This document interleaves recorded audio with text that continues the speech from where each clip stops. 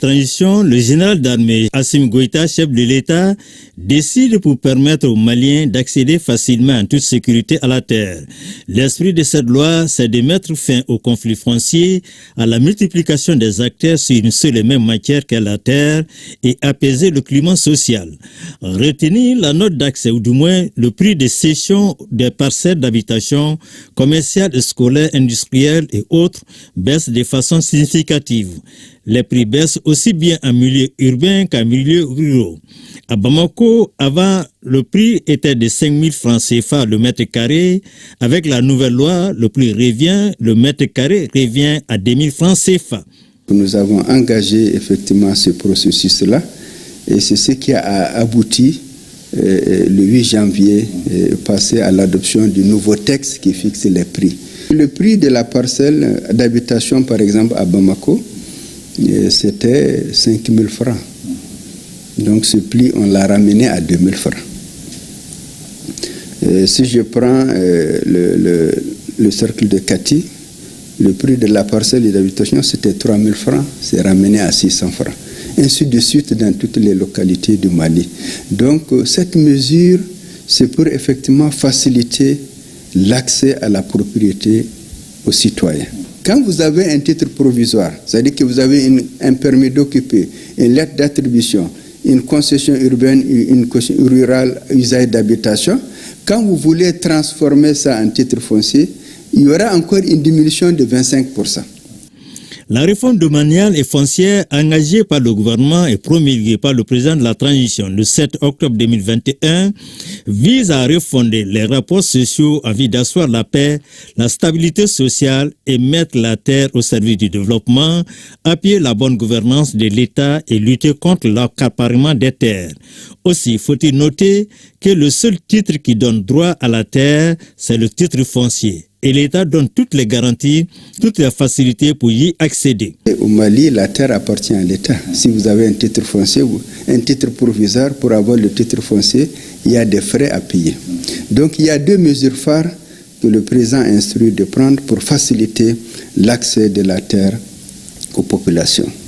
La première mesure, c'est de diminuer le coût du foncier. La deuxième mesure, c'est l'immatriculation systématique des parcelles. C'est-à-dire qu'il faut éviter aux citoyens toute la procédure compliquée de création d'un titre foncier. C'est l'État lui-même qui engage cette procédure. Créer les titres fonciers, nous sommes en train de le faire aujourd'hui au niveau de Bamako, par zone. Une fois qu'on termine une zone, on va passer de communiquer aux citoyens pour dire, en tout cas, toutes les personnes qui ont des parcelles dans telle zone, vous pouvez vous adresser au service des domaines compétents pour avoir votre titre foncier. Vous faites seulement une simple demande, vous joignez l'acte qui prouve que la parcelle vous appartient. Voilà, et ils vont faire les vérifications, calculer les frais que vous devrez payer et vous les notifier.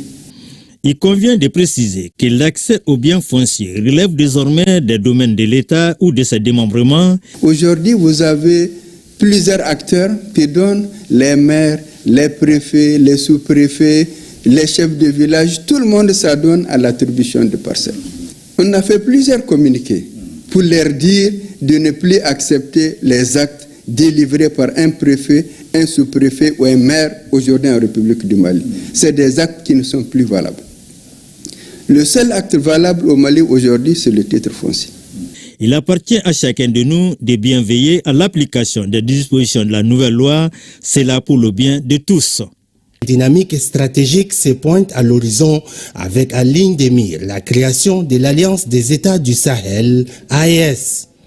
Née de la volonté des 3 chefs d'État du Mali, du Burkina Faso et du Niger, lesquels ont signé le 16 septembre 2023 la charte de Luptako-Gourma, posant ainsi les jalons. La charte permet de gérer, de prendre en charge un certain nombre de questions, de préoccupations, à savoir les questions de mutualisation des forces pour la défense de notre espace, mais également qu'il faut intégrer les questions de développement. Donc c'est pour ça qu'on est allé à une confédération pour pouvoir initier ensemble des chantiers.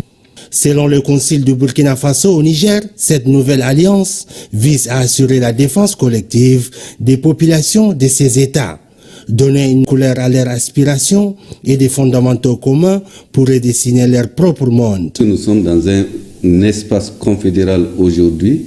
Les 3 chefs d'État ont instruit leurs collaborateurs d'adopter pour qu'il y ait un document de voyage unique. Les ministres en charge des questions de sécurité et leurs experts se sont réunis à plusieurs reprises à Bamako pour examiner et proposer des modèles de documents de voyage biométriques et sécurisés pour les citoyens de notre confédération. Il en sera de même pour les cartes nationales d'identité. D'ores et déjà, sur le plan diplomatique, il va sans dire qu'une synergie entre les 3 pays ayant l'allure d'une machine assez huilée est prête à démarrer. Depuis la création de cette confédération, la qualité du travail diplomatique a beaucoup changé. Nous sommes beaucoup plus dans un travail de synergie, de coopération, qui est d'ailleurs l'un des axes de la gouvernance au niveau de la Confédération. La diplomatie commune. Le fait que 3 États se retrouvent fait que nous avons beaucoup plus de contacts et avec le Niger en direction du Mali et avec le Burkina en direction du Mali. Cette alliance renforcée entre le Mali, le Burkina Faso et le Niger peut être perçue comme une étape décisive pour la sécurité et la défense des populations de la région dite des 3 frontières.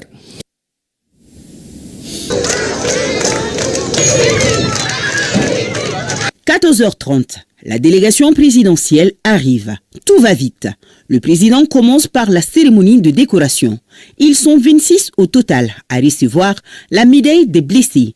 Il s'agit de 2 officiers, 4 sous-officiers et 20 militaires de rang. Parmi eux, les 4 alités ont reçu leur médaille des mains du président de la transition.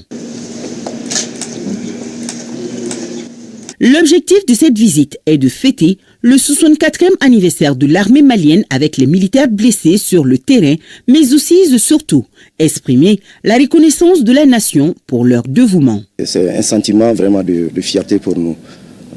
Ça rend très heureux les blessés de guerre. J'encourage mes camarades qui sont sur le terrain.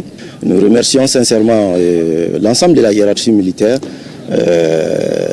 à commencer d'abord par son Excellence le général d'armée, Assimi Goïta. Arrêtons-nous également sur ce tout grand moment de cette célébration 2025.